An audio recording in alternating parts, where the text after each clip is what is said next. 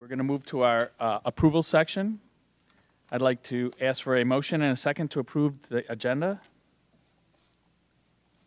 So moved. All those in favor? Aye. Motion carries. Now I'd like to have a motion and a second to approve the regular and executive session minutes. So moved, Kamilovich. Second, Moon. Katie, may I have a roll call? Dolan. Aye. Foster. Aye. Stefani. Supa. Moon. Aye. Nelson. Aye. Aye. Motion carries. Now we're to our communications section. Dr. Daly? Good evening, everyone. Thanks for joining us. Kate Ellison, Glen Grove principal, is with us this evening for a special recognition. Do you mind just coming up a little more so we can all so we can all stare at you for this will only take a minute. If you don't already know, Kate successfully defended her doctoral dissertation from National Louis University.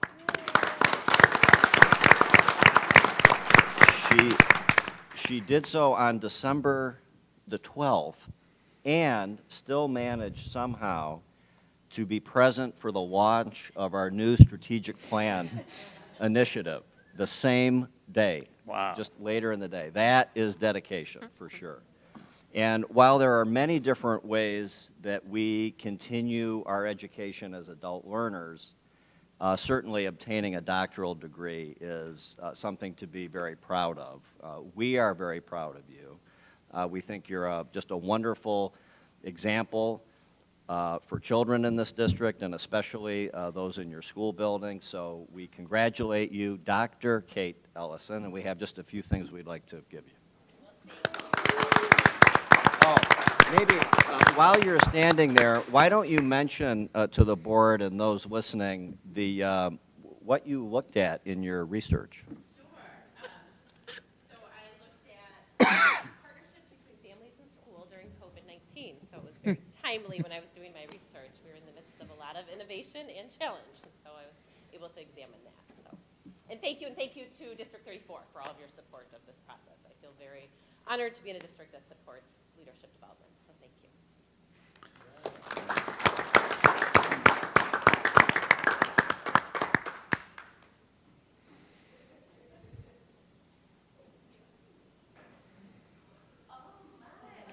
Oh, your name tag.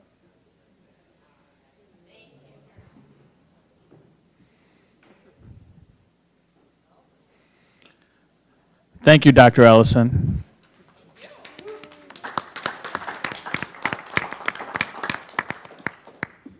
That concludes my comments for this portion. Thank you. All right. Next, we're to our first section of audience comments. Anyone wishing to address the board can submit a comment card. It's available at the check-in table, and give it to the Executive Director of Communications and Strategic Planning.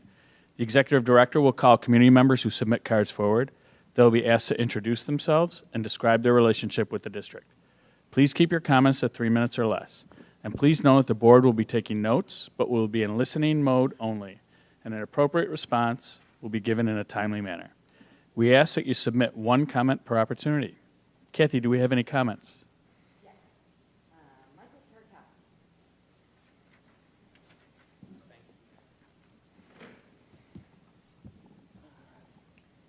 Well, first of all, thank you for allowing me the chance to speak. My name is Michael Tarkowski, and I am a parent of a District 34 student at Hoffman. He is in 4th grade, and I'm here to discuss two subjects. And the first I'd like to discuss during this first time, and I'm kind of just going to read verbatim what I would like to say. And I'd like to talk about the general negative atmosphere where bullying is allowed to thrive in elementary school. The first alleged incident was of a teacher, according to a friend's mom, because my son is on the spectrum. He very rarely ever tells me anything. He's never been a child who came home and said, "Dad, this is what I did, this is what I played with." So I find out things via other parents. And so according to the first alleged incident was of a teacher according to a friend's mom, whose kid told her, telling my son to shut up and be quiet for the rest of the year. Then this year, another friend's mom said her kid told her that a teacher was generally mean-spirited when dealing with my son. I do want to thank Mr. Polonsky, who's the vice principal at Hoffman, for meeting with me and for looking into these incidences. But both times it felt brushed under the rug. The first incident was basically, it doesn't sound like that teacher's temperament. The second time it was, it could be more of a misinterpretation by my son's friends. Then one night, my son happened to tell me, because the way he kind of delves out information is bits and pieces, so you really have to listen, that one boy was physically hitting and punching him during recess. And he found no solace in any of the trusted adults at school. In fact, the reason it took him very long when we actually were able to meet with Mr. Polonsky and my son Elias was able to describe what was going on, this incident had been started really probably in October, and Mr. Polonsky wondered why it took so long. I mean, he wasn't accusing my son, he just was trying to delve into why it would take so long, is because Elias said he has no trusted adults, and that he said that when he tells the truth, he's told to stop making excuses. So it is no surprise that when he wanted to stay home, complaining of a stomach ache, a day here and there, my son is on the spectrum, so one thing I do know is that he does not have the capability of lying. In fact, he is so blunt in his truth that it can be very blunt. And I attended a meeting a while back where there was talk about an incident at Springman where they had been negated by an SRO officer. And so perhaps if the district took seriously bullying in the lower grades and were able to find a way to better handle that, those incidences would not escalate in the upper grades. And there would be no need for an SRO officer because the students would have had a different way of dealing with their situations. The presumption should always be that the kids are telling the truth and not tell the kids to stop making excuses. So one idea that I had is perhaps the district should create some kind of independent third-party call line or something like that, so kids don't have to worry about that they will be negatively impacted by bringing up issues to teachers that they have to deal with on a day-to-day basis. But when a child feels that there's no trusted adult at school who they can reach out to during bullying, then kids are truly lost in the system. Thank you. Thank you, Mr. Tarkowski. Kathy, do we have any more comments? Not for this session. Okay. Next, we're having our next annual CFAC presentation, our Citizens Finance Advisory Committee. And as we ask Michael Weeks, who's representing the CFAC committee, to make his way up to the guest chair, I just want to say a big thank you to the entire group. You know, this is a group that's been working for about 20 years on gathering annually to put assumptions together, a projection thereafter, and to try and help message to the board the way that they interpret this from many of them have financial backgrounds and things like that. So it's an honor to have Mike with us tonight and to have worked with the group this year. And with that, I will turn it over to him to guide us through the presentation. Thank you, Eric. My name is Mike Weeks. I am a member of the Citizens Finance Advisory Committee, as Eric mentioned, and I'm here tonight to present the 5-year financial forecast from the committee. Our agenda will be a quick introduction, then we'll go over the base forecast, review the analysis, and then provide our recommendations.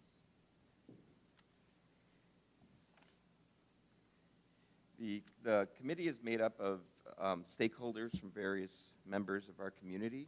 Some have served for longer, probably close to the 20 years that Eric mentioned, while others are new, like myself. This is my first year. One of the distinct features of the committee is that it opens up participation to the community. Like myself, I'm a lifelong resident in Glenview, and I've got 2 students who have, well, one student finishing in District 34 and the other who went through District 34.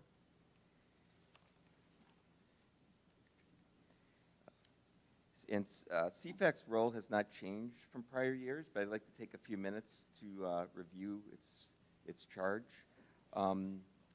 We'll present a 5-year financial forecast to the superintendent based on key inputs and assumptions, based on the information that we have at the time. This is a projection, it's not a prediction, so the forecast may be impacted by board action and intervention as well as unforeseen circumstances.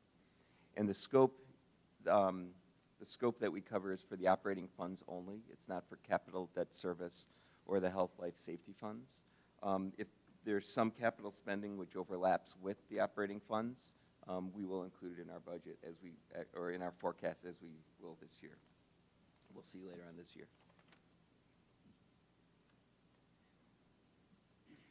Broadly speaking, the key themes that came out of this base forecast process are, first, that the board has committed to a $34 million operating fund balance contribution for the construction.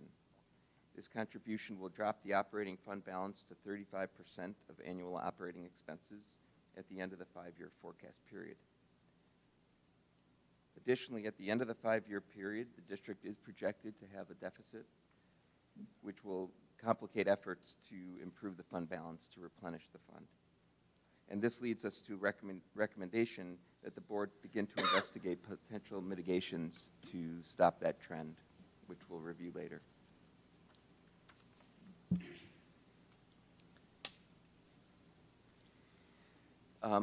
To summarize the key assumptions we made, your packets that you have will have all the information, all the detailed information, but these are some key summaries that we included in our forecast. The property tax revenue increases follow the CPI. In our case, for our projection, we had, for 2024, we projected 3.5% inflation, 25, 3.1, 26, 2.5, and 27 to the end, 2.3%. All salary increases are loosely tied to CPI. So as revenue increases, so do expenses. The board benefit cost increases are up to 6.25% per year. We forecasted, well, the building maintenance expense has been a prior topic of conversation. For our forecast for this year, we have $3 million in building maintenance expense in '24, and then we use a step-up approach for 25 and 26, and then for 27 through the end, back up at $3 million. The reason we did the step-up approach is because of the new construction in properties. We figured in the earlier parts, there would not necessarily be as much maintenance required, but then later on, after 3 years, things will start to need to be maintained a little more regular. And then, of course, there's all the properties that were not upgraded or new. We assumed updated staffing projections based on the student enrollment projections, and we assumed a 98% fill rate on all budgeted positions. The last two are the same assumptions that we used last year, but they've proven to be fairly reliable, so we thought it was appropriate to use it in this forecast as well. We feel that this year's assumptions are much more solid, perhaps, than in prior years. Particularly, number 2 and 3, the salaries and the board benefit. Last year, at this time when we presented, they were negotiating the contract. This year, the contract has been negotiated. So these are the actual numbers that we built in based on our assumption, based on our CPI assumptions.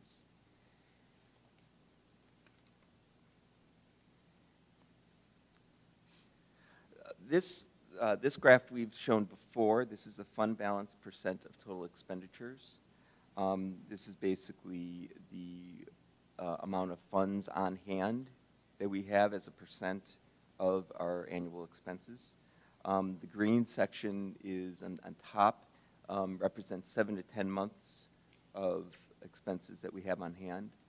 And that's pretty good. It's pretty good. It's a good position for the district to be in. The yellow section is 4 to 7 months of expenses on hand. And then the reds, and that means we need to start planning needs to be done to get us back into the green. And then the bottom red section is 0 to 4 months, and that requires immediate action.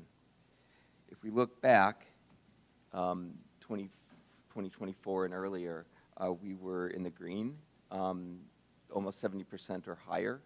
We were in good shape. In 2023, which is indicated in the table below, we made the first capital contribution for the construction.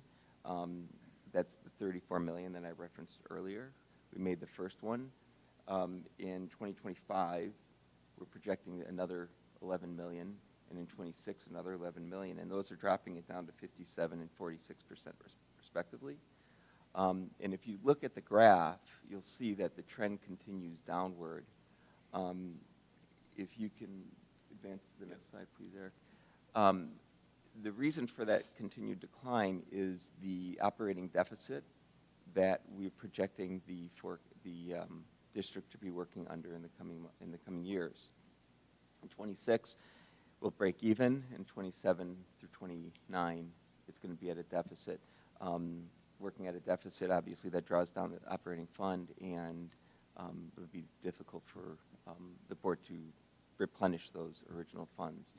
The reason this is even though CPI is increasing and the revenues do increase year after year, so do the expenses, and the expenses are increasing at a greater rate than the revenues are.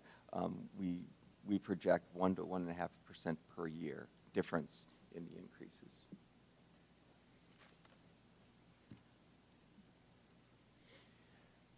As with any forecast or projection, there are variables which can affect the actual outcome, both favorable and unfavorable. And the committee wants to highlight a few possible areas where that could happen. The annual building maintenance expense that we projected, if it's going to be different than the actual is different than what we projected, that could be variable. It is an estimate. We feel pretty good, but it is an estimate still.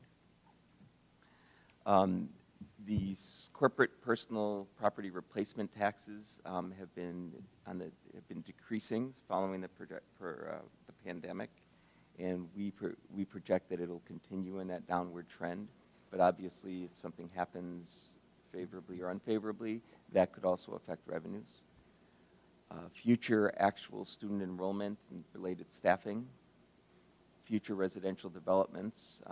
Obviously, in the next 5 years, if there's more residential developments, that would be actually a favorable effect on revenue. And lastly, probably not surprising, is the Consumer Price Index, CPI. Obviously, everyone tries to forecast inflation, and it's a very difficult thing to do. So what that actually comes in at versus what we've projected could cause variable.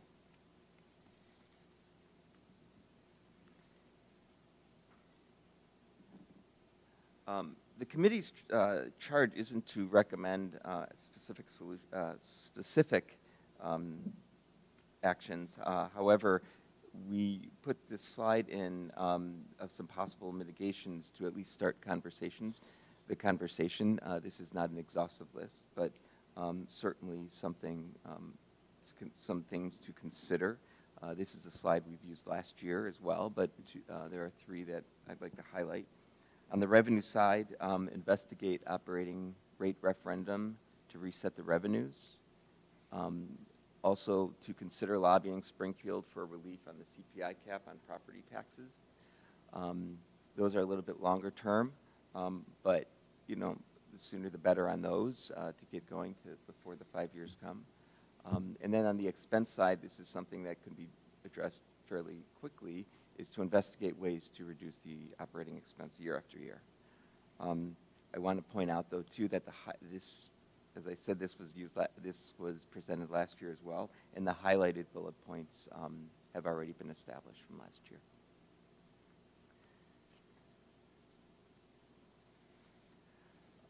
This is the property tax formula for the revenues. I have to admit, as a lifelong resident and a parent of the District 34 students, this one actually surprised me quite a bit.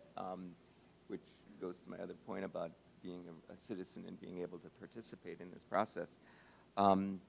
One of the mitigations that we had was to potentially reset revenue. This kind of explains where we are relative to our neighboring villages. I'd like to, if possible, Eric, Absolutely. just explain this in a little more detail. Yeah, so this board's often heard me talk about tax rates and EAV, or property value per pupil. That's how we get our property tax extension. Those are two of the major factors. And so in just looking at some of the other districts in the township, you can see that our tax rate is the lowest amongst the group.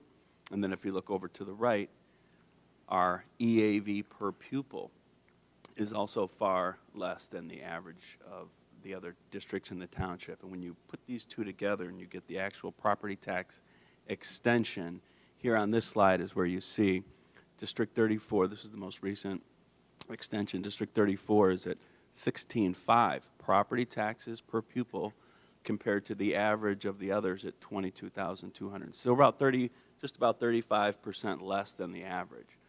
And what the state formulas attempt to do is to bridge some of that gap. Unfortunately, whatever was put in place years ago doesn't grow, and so our state and federal revenues stay stagnant, and it actually makes this even worse because we lose pace compared to others. But this is a great way just to see property taxes per pupil, how do we compare to the rest of the township. So I don't want to say that to the community that our property taxes are low. Everybody's got a lot of property taxes. Everybody doesn't like to talk about it. But comparatively to the other districts that feed into 225, we're low. That's right. At least on that component. Correct. The services we deliver are much higher. Thank you. That's very true. Thanks, Eric. So the committee has offered some short and long-term recommendations for the board to consider going forward. For the short term, starting with as soon as the 2025 tentative budget presented this May, is to reflect movement away from the structural deficit, whether through expense control or somehow if there are other revenue sources. But that would be the short-term immediate thing that we would recommend the board start looking at.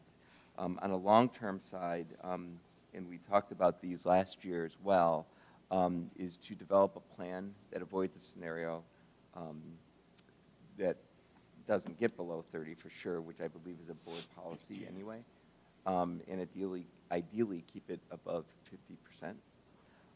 If that's too aggressive, another possibility is to develop a plan that recovers the fund within a certain benchmark period of time. For instance, above 50% by 2033, or above 60, or getting back into the green zone at a later year. So that's what our committee recommends based on the trends that we're seeing with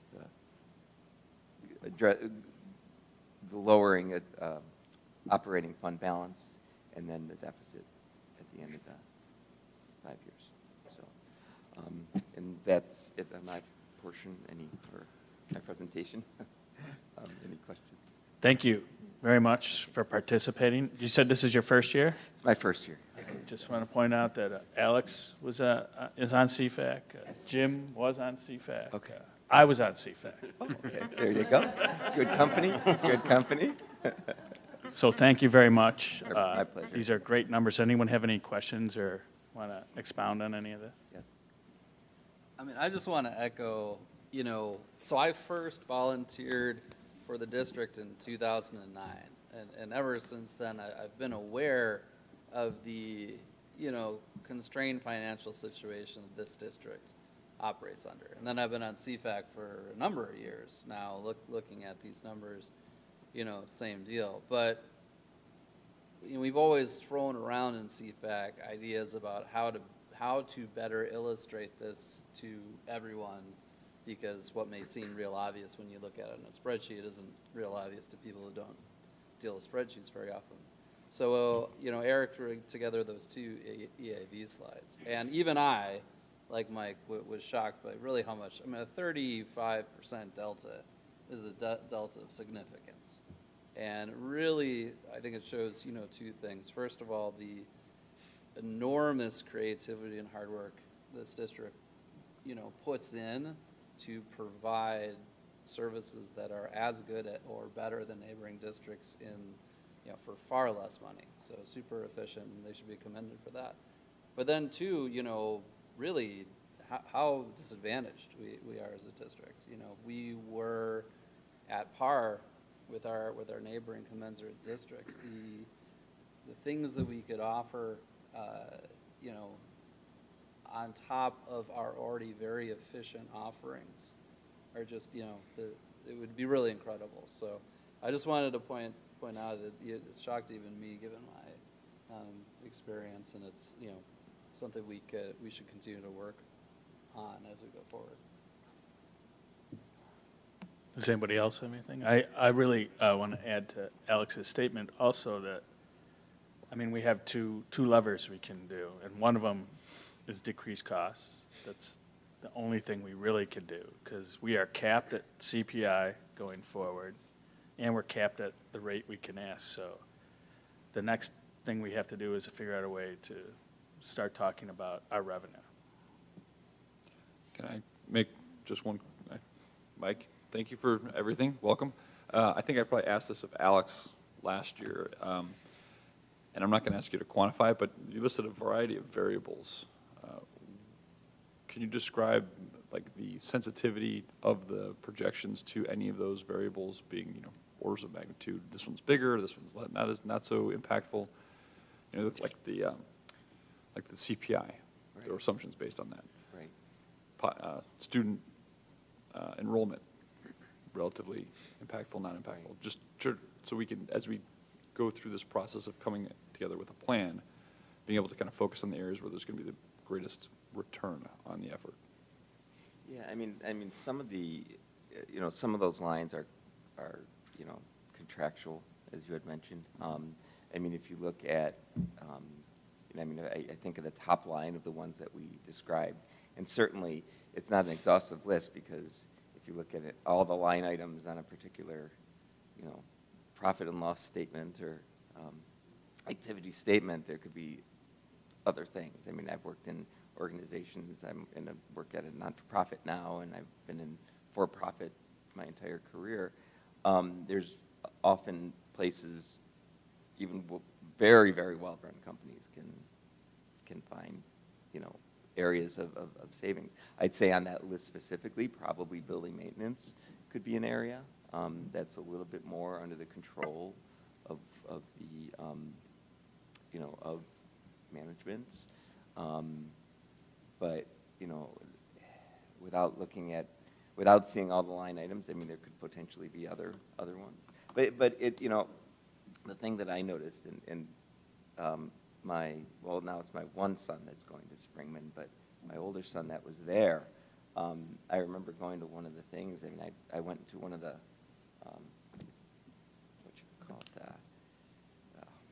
stairwells, and the paint was peeling. And I thought that was crazy. It was nuts. The new school is beautiful. It was money well spent as a resident. And knowing where my taxes, that part of my property is going to this. But so it's a tough one, because you don't want to cut back too much. But certainly, that's fairly unpredictable. But things come up. So, I'd say on that list probably building maintenance. But there's a whole bunch of items on line items on a activity statement that can certainly be worth looking at. I can add a little bit of color. I think we spent a lot of the first CFAC meeting this time around sitting around trying to figure out what was still unknown. The fact of the matter is, for CFAC's recent history, and we have Richard who's been on the committee for a very long time, there's always been a lot of unknowns. What's going to happen when the Glen TIF expires? That was a big unknown on the revenue side. You have where the teacher contract will land coming up to the referendum, what we were going to do about the capital improvements and how that would impact. This is the sharpest the pencil has been since I've been on CFAC, and everyone who was on CFAC, agreed with that statement pretty unanimously. Mike has gone through the variables, most of which are somewhat out of our control. I mean, inflation especially, right? There's not really a lot we can do about that. But one by one, those unknowns, the TIF is gone. We just signed 2 great contracts with the 2 unions, and we're, everything for the referendum work is booked now and solid on this. So to go back to your question, specifically, it's a conservative forecast. We didn't calculate a sensitivity analysis, but I think if we had, it would still be pretty narrow at this point, and certainly more narrow than it has at any point in recent history that we can remember. So that's really useful from the perspective of, like, now we're looking at this as a board, right? What are we going to do about this? In the past, we've had discussions about, well, but the variables could blow it up either way, and that's still true to a certain extent, but it's much less true than it was in the past. And so I think where it leaves us as a board is, now let's look at some of these concretely, and that's why CFAC has put those recommendations for both the short term and the long term very actionable, very focused in terms of what the board should now consider. But I appreciated the question last year and appreciate it this year too. So. Thank you. Yeah. All right. Any other questions for Michael? I just have a couple observations. I guess first, I'm looking at the graph where it's the deficit, where it's actually a surplus now. So I think it's just worth pointing out that we talk about a structural deficit, but we're not there right this minute, right? And even the next 2 years, the projection shows revenues above expenses. So really the issue is about the difference in the growth rates of revenues and costs. And I just wanted to also clarify the suggestion about reducing expenses. It's really more about constraining their growth, right? Like, when you hear reduce expenses, to me, that could be interpreted as we're here, we need to be here. Whereas I think it's more of we're on this path, we need to tilt the path. Increased expenses can work. And then At a lower rate. At a lower rate. And then, the gap between them is projected here as like 1 to 1.4%. So I'm just going to use 1 because the number's easy. So something like a 1% reduction in the growth of expenses would possibly allow us to keep our small surplus. And then I think even something as small as a half might allow us to at least have the gap just get to 0. And I guess my takeaway is that those feel like possibly reasonable things to think about trying to do. I mean, 0.5% is what, $500,000? For now. I'm just kidding. No, but okay, as adjusted. But so maybe it's just I'm trying to inject a little bit of optimism into this discussion that it feels like it's a tractable problem. This is not with some good thinking. And my other observation was just in the expenditures, like the benefits and other combined to almost 40% of the total, and those have pretty high projected growth rates. The benefits are over 5%, and the other is a range of 1.7 to 6.5. So that would suggest that is an area to maybe look at, because those are pretty high percentages, and maybe even cutting those by constraining the growth by an additional 1 or 2% might get you a lot of the gap. So those are just, and thank you for all the work on the committee. But There's some whiteboard work for you guys now. I just heard that. That's right. Any other questions? Thanks for another great presentation. Hopefully we'll start sharpening our pencils even more. Well, thanks for the opportunity to. Thanks for joining CFAC too. Yep. Thanks.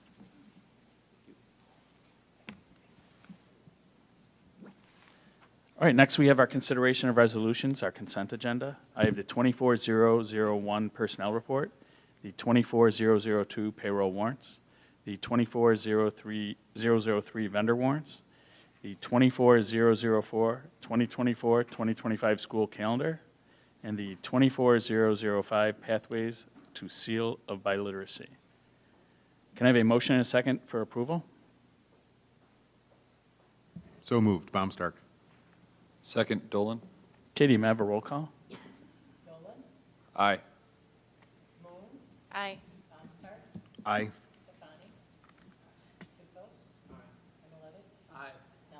Aye. So those pass.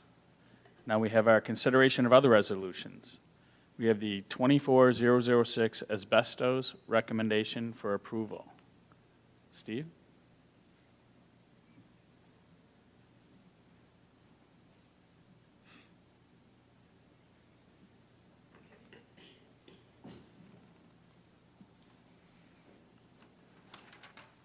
So, as we have in previous summers, we have to perform some asbestos abatement before we can begin this fourth phase of construction here at Springman.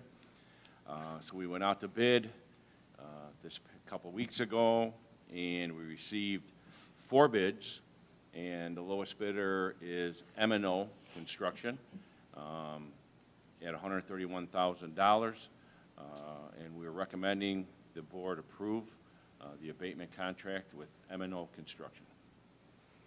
Does anyone have any questions? All right, can I have a motion and a second for approval? Second, Baumstark.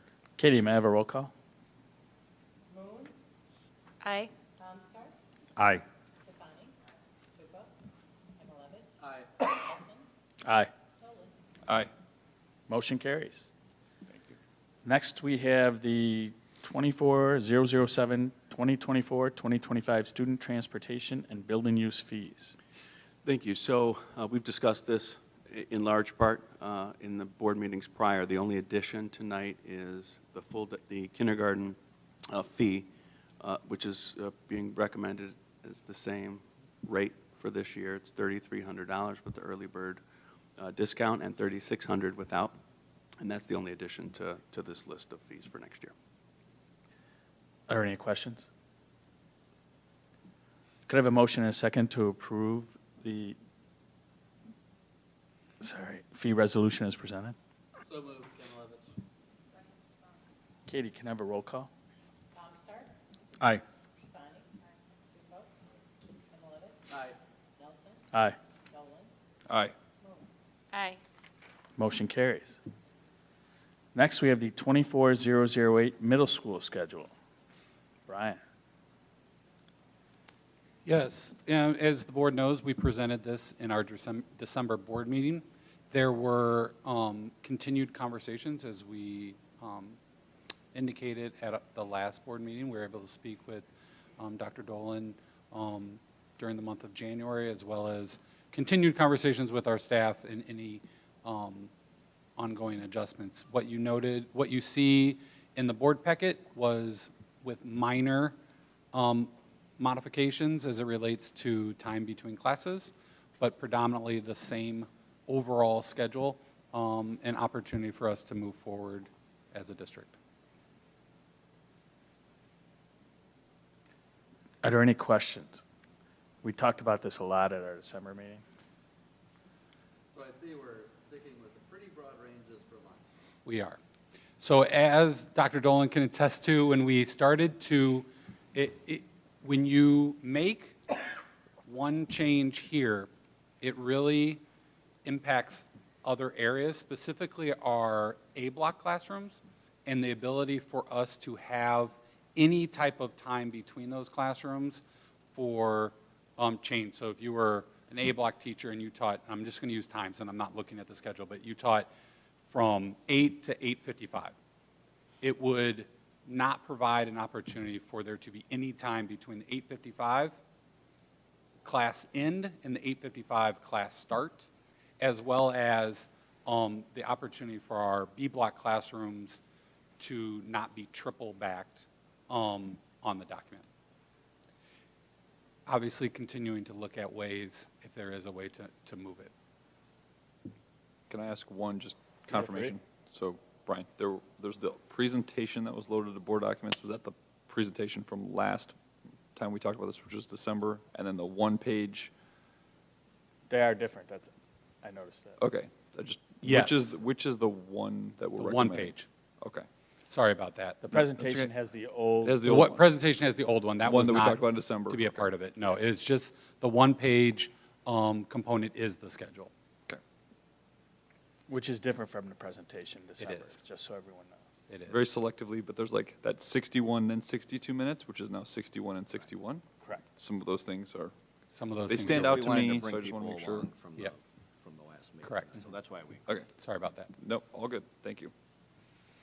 And you still haven't determined what, No, so the Grade next stage is just, upon board approval, the next phase in this process is for each building to work together there'll be communication going out shortly, as in tonight or tomorrow, for building leadership, teachers, and administration to come together and talk about what is going to be, in that case, A, B, or C.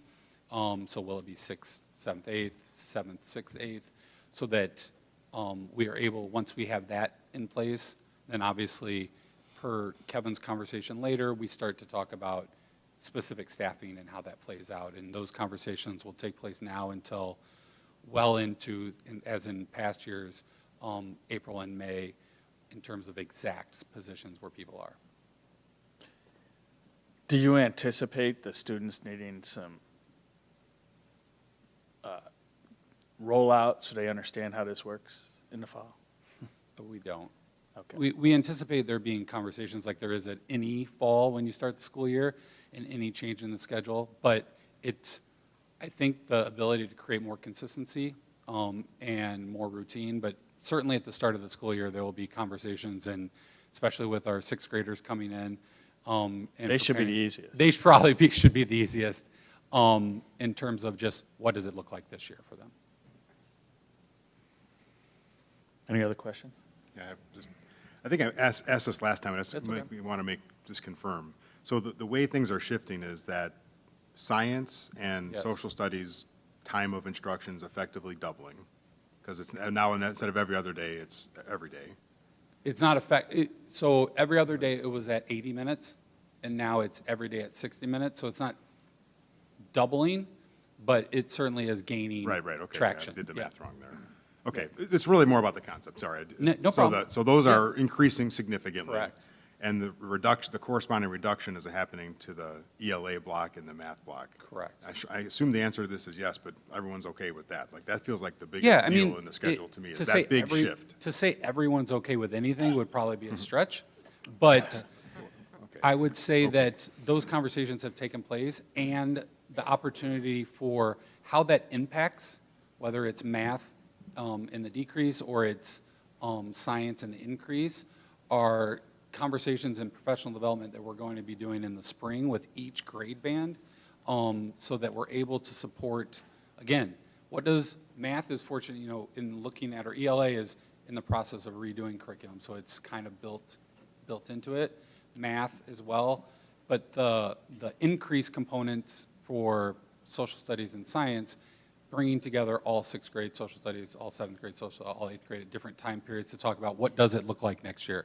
How does the scope and sequence that we already have mapped out, how does that play out in an environment where you teach 60 minutes every day? And Dr. Silverman, myself, the instructional coaches, and the instructional innovation specialists working with the principals have already set a calendar up in terms of dates to bring everybody together, again, in small groups. We don't want to overtax the sub pool, so it's just 6th grade social studies, both buildings, just 7th grade, just 8th grade, same thing for science and math, and have conversations that help to prepare everyone for the start of the 24-25 year. That's fine. I know I'm probably biased because I am Yeah. a math teacher. I just, like, if I was a math teacher, I think Yeah. I'd be a little freaked out about the drop. And like with English, I can see that there's a more natural crossover to like build more writing and literacy activities in the social studies curriculum to kind of make up for that, but it seems like it's a harder thing to even try and do something like that in the Yeah. science, where you're gonna add more math curriculum into the science to, I don't know, just, I'm not saying we There's shouldn't certainly do it, work but it's to do. just, I'm just still Yeah. noting that Yeah. as a concern I have. Conversely speaking, as someone with a history degree, I'm good with it. Do you anticipate the two schools will have different grade A, grade No. B, grade C? Okay. Nope. That's why we're bringing both schools together. There are some logistical reasons why that I can't remember off the top of my head, but in meeting with the principals, the assistant principals, as well as union representation throughout this process, it was very adamant that both buildings would be consistent as we support all the programs. Thank you. Any other thoughts or questions? All right. Thanks. Oh, no, thank you. A lot more knowledge on the middle school schedule than I had previously. That's pretty exciting Yeah, to me. it's I good. can't wait. Can I have a motion and a second to approve the middle school schedule as presented? The single slide. So moved, Dolan. Katie, can I have a roll call? Can I, who was first on that? I'm sorry. Dolan. Thank you. Stefani? Supos? Kamilowicz? Aye. Nelson? Aye. Dolan? Aye. Bone? And Foster. Aye.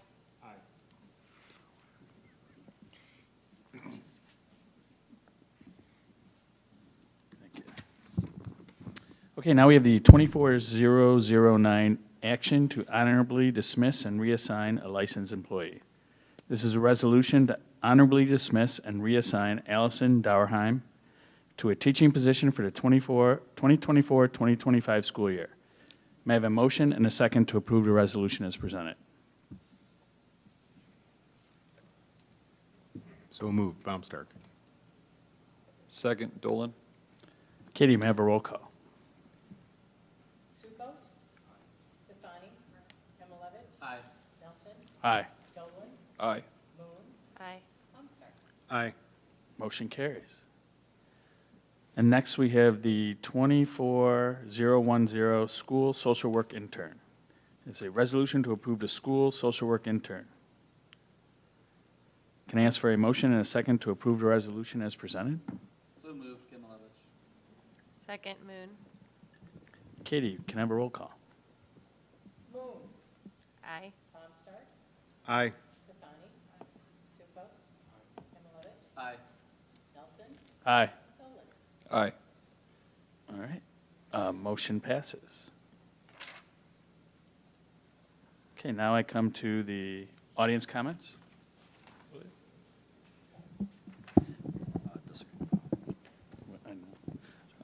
This is our second opportunity for comments. Anyone wishing to address the board can submit a comment card. And just like the first time, please keep your comments to 3 minutes or less. Thanks. Thank you once again. Take off my glasses, otherwise I can't see what I'm saying. Hello, for the record again, my name is Michael Tarkowski. I'm a District 34 parent, and I'm here to discuss a second item tonight, which I consider is the culture of contradiction within District 34. My son attends Hoffman, is in the 4th grade, and has an IEP. And in my estimation has what is known as dyscalculia.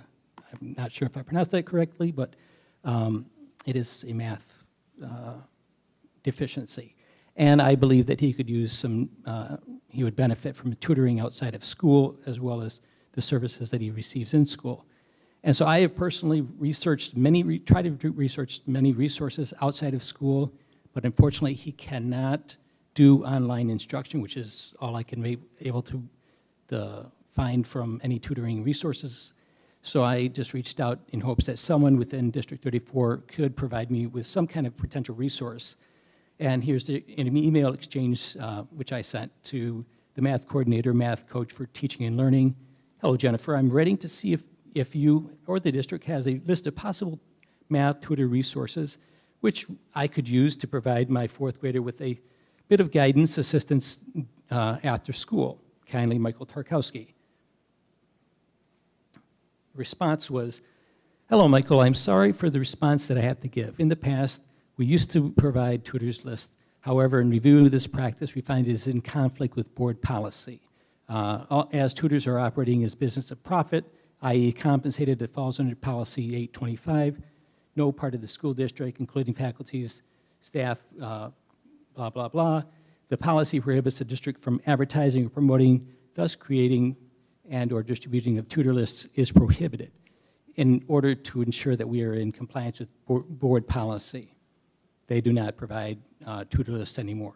However, I would like to know what board policy restricts this kind of academic help to our students, and yet the district constantly will send out the following emails to parents, which I received on a daily, weekly basis. And these are just some of the following. New Technology Camps 2024, Karate Martial Arts, Royal Ball Dance, Baseball, Bulldog Travel Basketball, Parents Night Out, Fire and Ice Gala. All of these are sent via District 34 and all have the caption underneath. These programs are not sponsored by District 34 or any of its schools. Approval of distribution of flyer does not indicate an endorsement by District 34 school or staff members. Yet to say that the district cannot at least provide some kind of list of potential resources academically for the continued education of its students because it violates board policy seems arbitrary and narrow-minded. I'm still trying to wrap my head around the fact that I get a response which cites that the district does not allow or share tutorial resources to students, yet it sends out these ads ad nauseum for basketball, baseball, other which are nice. And as much as Parents Nights Out or travel basketball are nice, the main mission, in my opinion, of District 34 should be the education of our kids. And being in the business of education, certainly I would think that the experts should have a better idea of resources available for parents. And they could at least, if they're not willing to specifically name a person, they could at least kind of give you resources and with sort of a thing saying, please use the same consumer discretion you use with any other products. And although we do not endorse this tutor, you may want to try to check it out. Thank you very much for your time. Thank you, Mr. Turkowski. We're now at our discussion section. And our first discussion section for tonight is True North Educational Cooperative. Dr. Daly. Thank you. I'm going to attempt to do something I've never done before, which is to summarize a 64-year relationship with an organization that we have been a part of in, I don't know, 10 slides. But I wanted to begin by just sharing, are you driving, just so according to that, you're Melanie, the slides here, thank you. A history of our relationship with what is now known as True North, formerly as the North Shore Suburban Education District, NSSED. NSSED was established in 1960. Its mission was to ensure that all students requiring special education would receive it even if their own school district did not have the facilities or the staff or the expertise to serve those children. Very well intended. 30 years prior to the Americans with Disabilities Act, very intuitive, made sense. Schools were functioning very differently back then. Upon its inception, Glenview District 34 actually agreed to be the administrative district. So it was part of the, I don't know, their version of the Constitution at the time in terms of its form and function. Agreed to be the administrative district for, at the time, 6 special education classes serving 65 students with disabilities. So flash forward into a little bit more of the recent history. Notice how I'm skipping decades here. But there was a reliance built for all of the right reasons at the time to make sure that students were having their needs met, albeit not in their home district or their home school in many cases. In July of 2021, the cooperative changed its name to True North Educational Cooperative 804. Same organization with the same types of services. They just went through a brand change, if you will. Their new name accurately reflects an updated mission and vision, which I think is important to highlight. Students with disabilities should be educated with their non-disabled peers to the greatest extent appropriate, and the systems that support them should be integrated and comprehensive. That's important as I take you through this journey over the last several years. I should note there are currently 18 member districts, LEAs, that are a part of the True North Cooperative. Our journey is a rather unique one. Like I said, we're one of 18 districts. But over the last 6 years, we have focused on building capacity to support the majority of children here at home, and to the greatest extent that we can in their home schools with their peers, children who they live by and socialize with and learn from, quite frankly. The addition of our student service coaches, specialized instruction, social emotional learning, speech, assistive tech, preschool, the list goes on. These are all initiatives that we're very thoughtfully engaged in to make sure that we were educating our children at home. Additionally, we have related service staff for occupational therapy, physical therapy, adapted PE, vision, all of which, originally were contracted through the cooperative. Now we have individuals within our school district who are instrumental in delivering these services to our children. I will do my very best to just tell you at a high level the financial structure of how the cooperative works. Quite frankly, it's very complicated. I simply want to break this down to share with people that there are both indirect and direct costs that District 34 has associated with not only being a member of the cooperative, but also receiving services from the cooperative.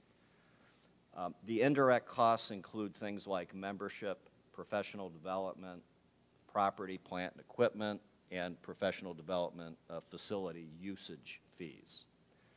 The direct costs to the school district, the things that most directly are impacted by and for students, is the tuition that we pay for any students who are being educated in that district, extended school year, and related services.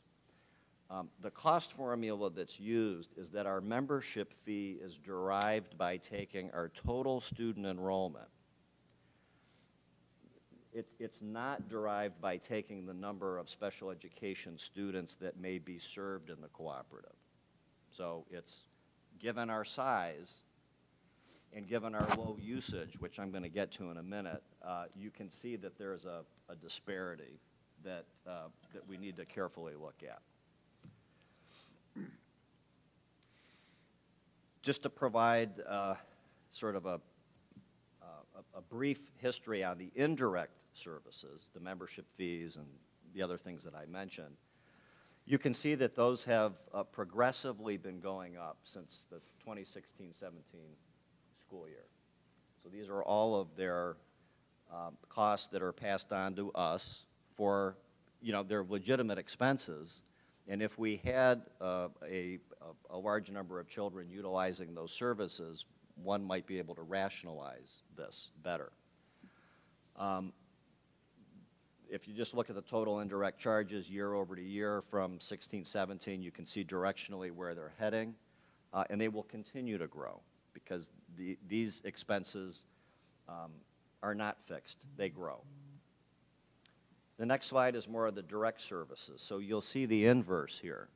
So as we have sent fewer and fewer students to be served within the cooperative, the expenses have gone down dramatically. And this is not by accident.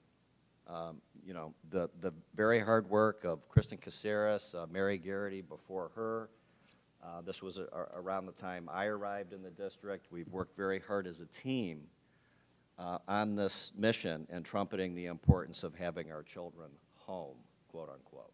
So you can see what has happened to the expenses for our direct services over time. Obviously, fewer students means fewer dollars spent. So at a high of $4 million, we're projecting now to be at around $145,000. This changes. What doesn't change is the fact that as members, if you can go back, Kathy, to the previous slide, those numbers don't decrease. They only increase, and it's independent of the number of children served in the cooperative. It is strictly tied to the total number of children who we educate in the district. So I just want to make that distinction. If you want to jump back, Kathy, to the total slide. Thank you. So this is basically just a summary of those two previous slides, and the total of which is a number that is really no longer justifiable.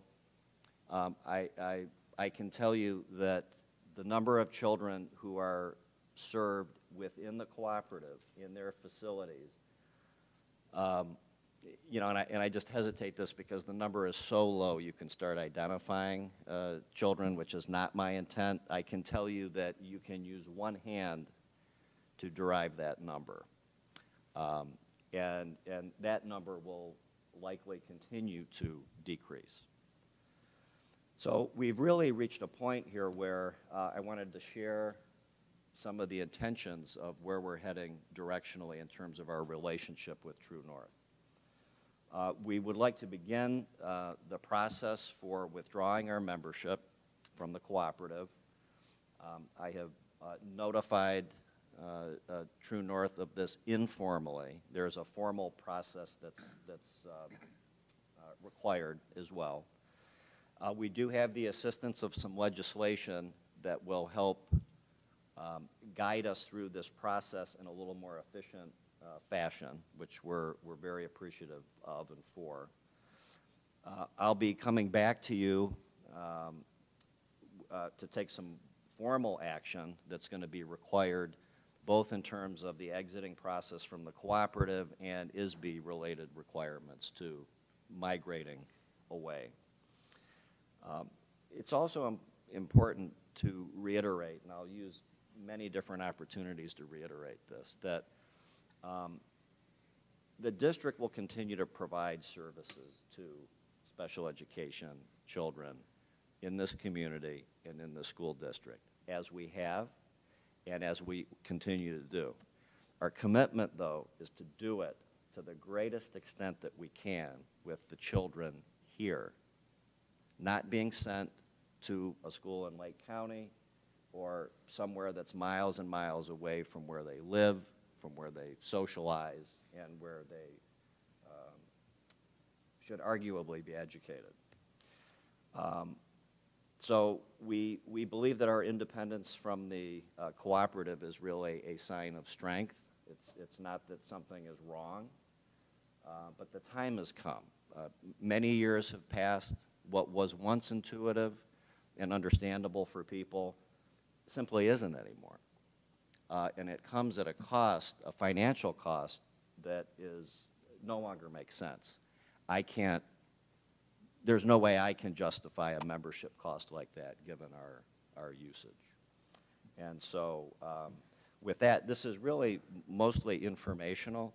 A process of withdrawal takes time. This will happen over months, and I'll keep you apprised of that directionally as we head through that. But I wanted this out in the public mainstream. I mean, we have so few students who are part of the cooperative now that, unless we did this, there wouldn't be any general knowledge about what our intentions were. So I just thought this was the time to do it.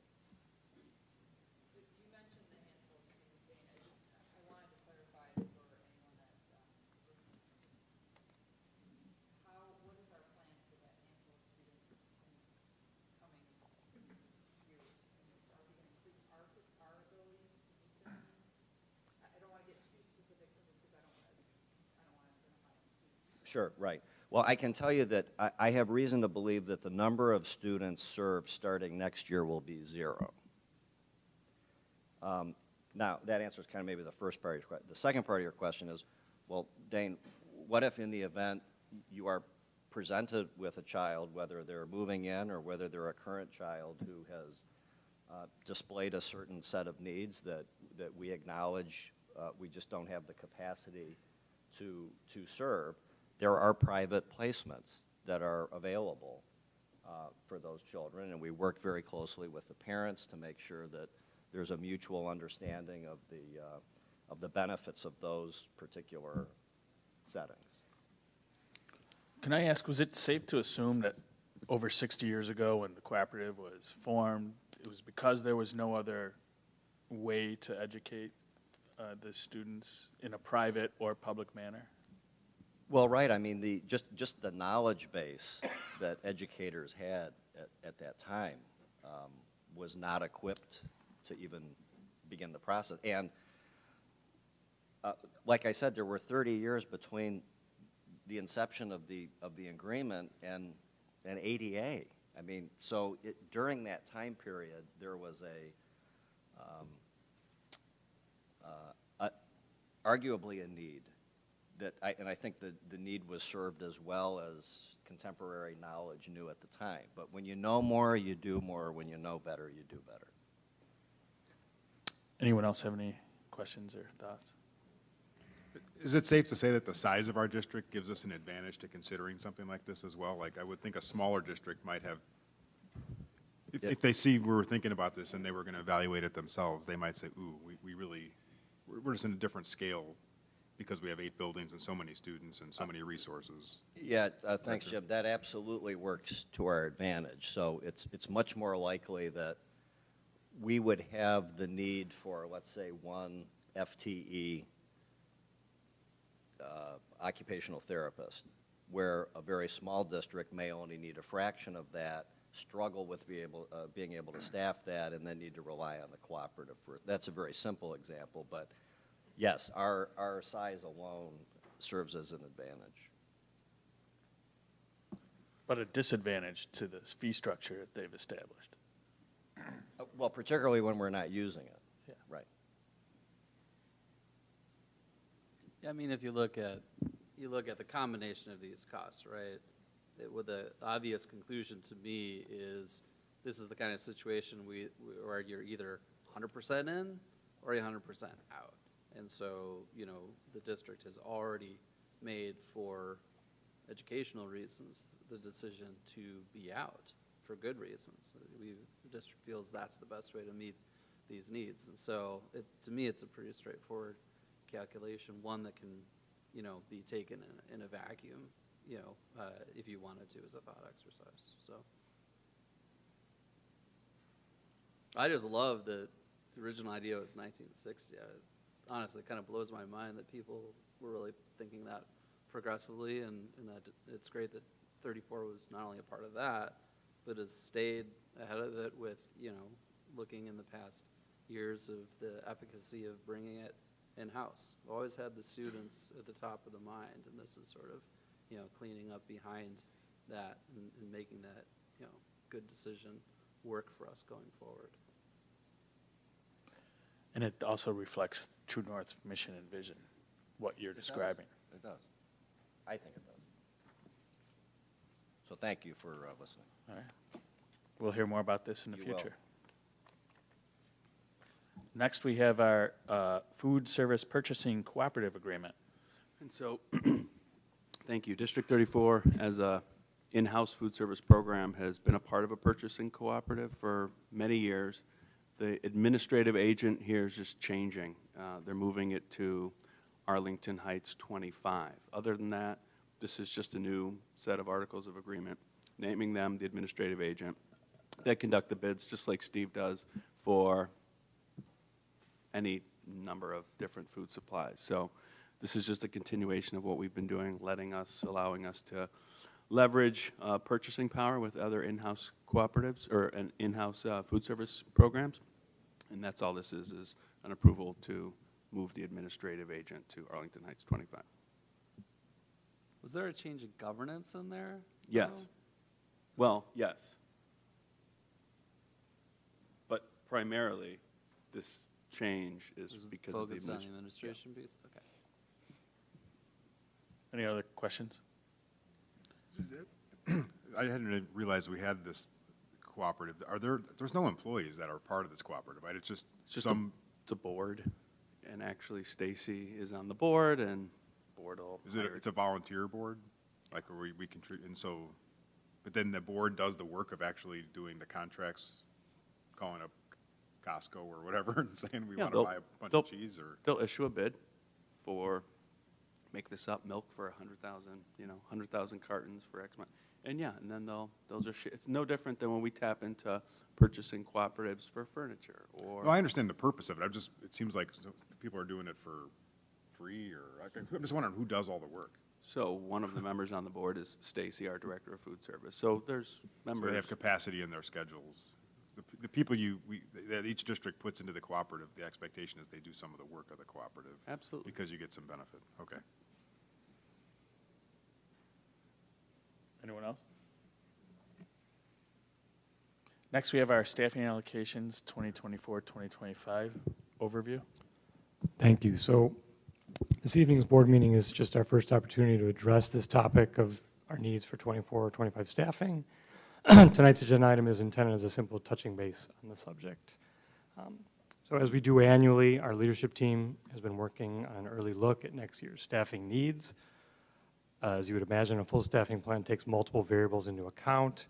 We start these conversations shortly after returning from winter break in January with our leadership teams and by level, looking at all the needs pre-K through 8. To summarize the process, there are 3 main drivers of staffing, and you heard Dane use the phrase FTE, the full-time equivalent. We end up with a number that identifies the staff we need, both support staff and certified. So those 3 drivers are student enrollment, which we've spoken about a few times this year at this table. That's a main driver of things like how many second grade teachers we need across the district. The second would be caseloads. So how many children are receiving supports through IEPs, how many children need English language supports, et cetera. Those are caseload-driven staffing needs. The third would be a specific program or function. So we have libraries in all of our buildings. We have 1 LRC director in each building. We have 1 psychologist in each K-5 setting. So that's more of a specific program or function that drives the FTE. Take all that into account. We review all those needs and priorities annually, so making no assumptions about previous levels and analyzing what is necessary moving forward, and we develop a plan that addresses those needs and those priorities while maintaining a strong emphasis on financial stewardship. So we've spoken many times here that salary and benefits of staff accounts for roughly 80% of D34 expenditures.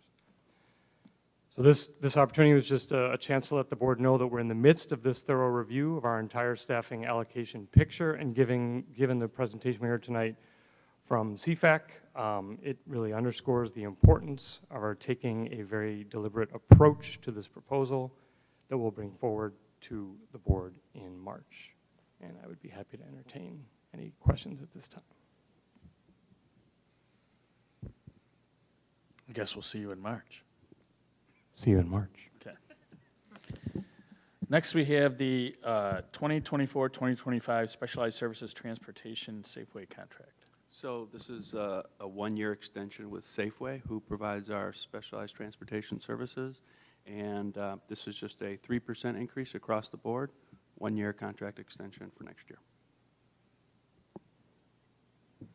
Any questions? I just know 3% seems pretty good for this environment. Agreed. All right, next we have our report section. We have the number 1 FOIA report, the number 2 True North board meeting report, the number 3 construction change order report, the number 4 referendum expense report, number 5 monthly budget report, the number 6 current financial projections, financial year projections, and the number 7 2023 financial audit, and the number 8 gifted matrix change board report. Does anybody have anything they wanted to say about the reports? I think it's worth noting that just that the financial audit report issued a clean opinion, fairly presented in all material respects. Just highlight that for everyone, in case you didn't get a chance to look at that piece. I thought the gifted matrix change board report was interesting too. Next, we have other business. Does anyone have any other business? If not, then we are adjourned. Thank you.